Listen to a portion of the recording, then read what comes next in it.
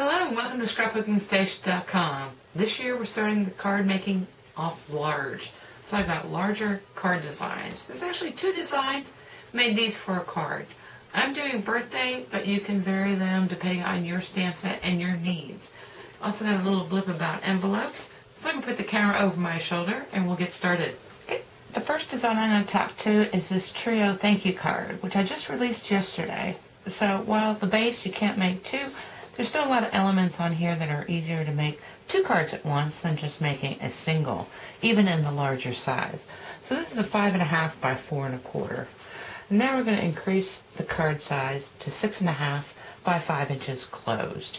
Now in all these cards I'm going to show you, I am going to extend the card a little bit so I can fold over so that I've got a slot for money and checks. And that is because I'm going to give a collection to my mother. So that's what this is all about. Anyway, we're going to start with a 6.5, in this case by 11 piece of cardstock for the base. I'm using the old olive. That left me a 2-inch strip on this side. So I scored it first at 5 inches and then at 10 inches to fold over for the flap. If you didn't want that, you could just cut it off. Now because a dollar bill really does pretty much just fit end to end, rather than glue anything to fold this over, I just created little triangles that wrap around each of the sides, and this way it is open edge to edge, of course stamped on the inside. Now let's talk about the trees a little bit, or let's talk about first the metallic panel. So the metallic panel in this one increases to 4.5 by 6, and note that in the larger size I'm also increasing the width of these borders around each panel. So whereas in the smaller size you're looking at about 1/8, now we've moved to about 1/4 of an inch around all four sides. Now the focal panel, in this case I did two different colors, but I still cut the brown and the blue together. And so came across with my scissors, brown on top of blue, and the top of this piece of brown went to make the bottom in this card, and then the bottom of this blue created the top for this side. And that's what's nice about cutting them both together. Now this one also has a little bit difference. Well, first off, I used a 12 by 12 piece of Hello Honey cardstock. This way I can give myself a little more of an edge. So this base started at 6.5 by 11.5. And that gives me a 5-inch score, a 10-inch score, and this flap will come up 1.5 inches. So from there, I just took a piece of, this is actually craft paper. So it's a 1/2-inch strip that wraps all the way around, and it's got a cute little bow in the back. The other thing, since the gold metallic, or the brushed gold, was real similar, I just went around and inked the edges to make it stand up, and I raised it up on foam tape. That's about 1/8 inch thick foam tape strips. I added some dazzles, which are thin line borders, and then some of these gold dazzles here. And the other difference for this card, because, well, there's a couple more, because you do have more space, for this tree that I propped up on dimensionals, matted it in the brushed gold, and then propped it up on dimensionals, and that goes with both cards. And then the other thing, of course, you've got room in these larger cards for larger salutations, and so that's been heat embossed with gold embossing powder. So anyway, that's it for the first design. I'm going to leave you a photograph with these dimensions so you can recreate them on your own. And actually I'm going to go through all these larger size cards before talking about envelopes. So let's continue on to the next design. This second design is a lot of fun because, first off, I want you to pick a pattern paper pack. In this case, I'm using an old one. It's Walk in the Park. And so I've got all these patterns to choose from. Then I want you to take variations of a certain salutation. In this case, it's going to be about happy birthday. So I've got all these different stamps. And then pair them up with some of your solids and your coordinating inks. And most of these elements can be done if you keep your little scrap bag with your pattern papers in it, but if not, you can be cut to size depending on your salutation. So let's take a look at this. Okay, in playing with the patterns and variations, I came up with this. So once again, depending on your salutation stamp, You're going to need to trim these to all different widths. So you've got squares, you've got long rectangles, you've got a focal, and of course I've used a piece with a lot of the colors, actually all of the colors, as the panel that goes on the front of the card. And this is just the white cardstock. Inside I just stamped it. Again, I chose to fold over. So once again, 6.5 by 11 is what I'm using for this one. Scored at 5 and 10, leaving me an inch for my pocket. But these pockets make good weight. So even if you weren't to do a money card, you might want to think about putting some weight here. It just balances the card. Okay, talking about balance, there's a couple of things. When you stamp a light ink on pattern paper, sometimes it helps to make it pop if you clear emboss it. And you do that by stamping your stamp in the Versamark ink first, and then in your colored ink, stamping it and clear embossing. And I've chosen a couple different solids. So all my salutations, except for the main one, the focus salutation, are stamped on pattern paper. And then some are backed with patterns, some are backed with solids. Anyway, really pretty card. So let's take a look at something that's a little more stylized. Okay, the way I'm stylizing this variation is by changing this panel. So whereas before it was a pattern paper, I'm more or less making my own pattern paper with texture and gloss. So let me show you how that's done. Okay, I've got my work surface because this is going to be a messy proposition. And I've cut a panel of craft, and this is a 1/4 inch shorter. So I'm looking at a 6 1/4 by 4 3/4. And the first thing I want to do is put glue on it. So I'm going to use a glue stick just because it's a little bit quicker and it's not going to matter. And now I'm going to layer some strips, and this is paper twine cording. It comes like this. And actually I need to check my shop because I do have samples of it. And first thing I'm going to do is put this dark piece. And no, I don't care that it's got wrinkles. That's part of the charm. And then I'm going to put some more glue on here because I want to be able to lay down these leaf die cuts. And I had a couple of different ones, but I'm trying to bring in some of the images from this pattern paper. This is the same pattern paper pack, but now I'm going to focus on the Kiwi Kiss and the So Saffron. And so, because I'm going to layer again, I am going to have it running off a little bit. And I don't care how that goes. And once I had all my die cuts scattered on there, I clipped off some of these edges that were sticking out and used them to peek in the side. Oh, excuse me. But I'm assuming the center is going to be covered with my focal image.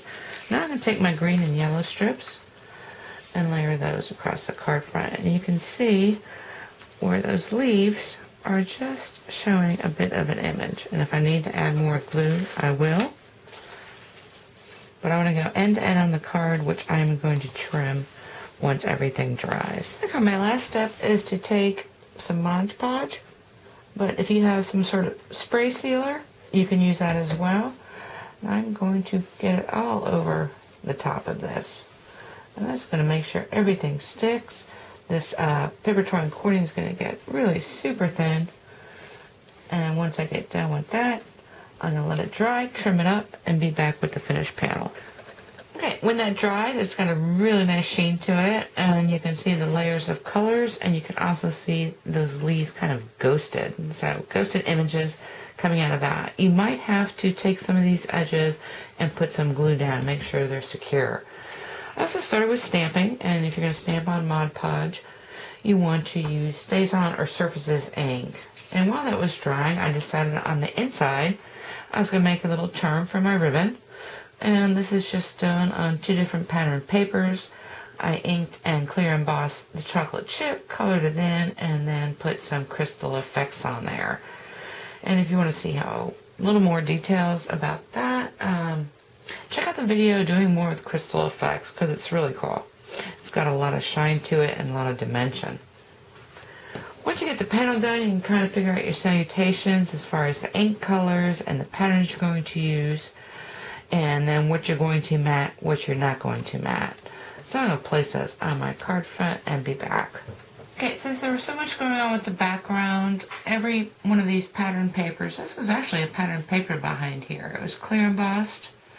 It was the same as that leaf pattern, which I don't have anymore. It was clear embossed, and then I inked all over the place, and then stamped it with some Stays On Brown, just so you could see Happy Birthday in there. Anyway, a lot of shine. The other thing I added, kind of weird material. These are sheets of, I don't even know what they call it, but I've got them, and so I shredded some up, and just as accent pieces. Of course, the other tags I've edged and daubered and scratched off. Same with this one, torn edges, and then double matted it. And you don't always need to use dimensionals. This piece actually has 2 layers of cardstock underneath it, just inside, and then the yellow is actually picked up off of the brown with a couple layers of cardstock. Now let's talk about the inside, because I didn't fold it up. I chose to wrap a bow, and so the only place this bow or knot is attached is the back, so I did glue it to the back. And actually it makes for a nice back. And then so this thing is all open, and so if you wanted to slide in money, and when I'm talking about money or checks, is being able to do something like this on the interior of your card. So it doesn't always need to be a flap. So it's this one, quite a different look than the original, but all the same materials, even the same pattern paper pack. Now before I get into the envelopes, I did want to talk about my next large is going to be dealing with cameos and also tags. So card designs that you can use with tags, and these are actually free downloads. So stay tuned for that. And now I'll be back with my envelopes. Okay, envelopes. I've actually looked and shopped for envelopes that fit a 5 by 6.5 inch card, and they're not easy to come by, and if you do come by them, they're white and they're expensive. And so as I've been building these cards, I have been creating my own envelopes. Let's talk about this a little bit. I do use the envelope punch board from Stampin' Up, and it's wonderful, and I love it. If you're making them from scratch, the rest of this will work for you also. But I just follow the instructions for a 6.5 by 5 inch envelope. And you get a piece like something like this. So let's spend a minute talking about the material. I use dunnage a lot, but I went ahead and invested in, they call this poster paper. It comes in rolls, and I will never use all this paper. So I've got that in craft, and I have it in white, and if they came in vanilla, I would get that as well. Okay, this is the envelope made exactly per the instructions with the punches. The other thing is I don't use the backside punch so much with this kind of paper, because the thinner the paper, sometimes this doesn't cut all the way through. I found a rounded corner punch that I can use that will cut through thin paper, and I love it. So let me prep this. Of course, the first thing you're going to want to do is put the sides in. Get yourself some glue. And the way I like to glue these envelopes is this inside edge and then the other inside edge. And on this bottom flap, I'm going to come around the outside edge, get this little flap in here because I like folding over that flap, and then come around this way. I did it pretty quickly. It's just, well, I've done it again. I always forget to put my lining in, but that's okay. I've done it so many times after the fact that I'll just show you how I do that. It's actually much easier to do before you fold up your card. And this way I've got glue on this outside edge and one on the inside bottom edge, and that will lift this up really nicely. And of course this is your top flap. And as an envelope, that would be perfect. Okay, let's talk about the lining. Okay, to fit the 6.5 by 5, actually the finished size of this envelope is 5 1/8 by 6 7/8 if you create your own template for envelopes, which I used to do before the envelope punch board. Anyway, I found that this piece liner works great. And what this is a 6 by 8 1/4. So it's 6 inches wide, 8 1/4 tall before you round off the edge. And all I do is measure, since it's 6 inches, I measure the center point, which is at 3. and then measure down. You can see my little tick marks at 3 inches and cut those off. And now all I'm going to do, and like I said, it's easier to do when you do it before you glue your envelope down.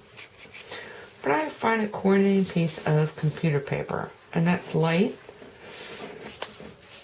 It still adds to your envelope, but doesn't add to your postage, which is always good. And I'm going to very carefully slide this in here. And I'm going to leave more than a 1/4 inch. And I'm going to show you why here in a second. If this were my card that I was sending, I wouldn't even bother to do this next step. But since this is a group of envelopes and I'm sending it to somebody else, and I want to make kind of like a peel and stick, I think this is the most elegant solution. I've got some snail adhesive. It's also called a glue runner, I believe. I'm just going to put a line at the top in between the outside of my envelope and the liner. And then I've cut myself 1/2 inch by 5.5 inch strips, which will more than cover the snail adhesive. And it does peel off pretty elegantly. If it sits around for a long time, not so much so, but it still will kind of get the job done. So if you send a collection of cards, like I will send these, and that's going to go in there. Yeah, you want to give it a good crease. But when they go ahead and write their message inside the card, all they need to do is peel off the wax paper, and that will stick. And that's a really nice way to go. Anyway, I hope you took something away with you. You can use in your own card making. Thank you for watching, and look for more of these large card designs.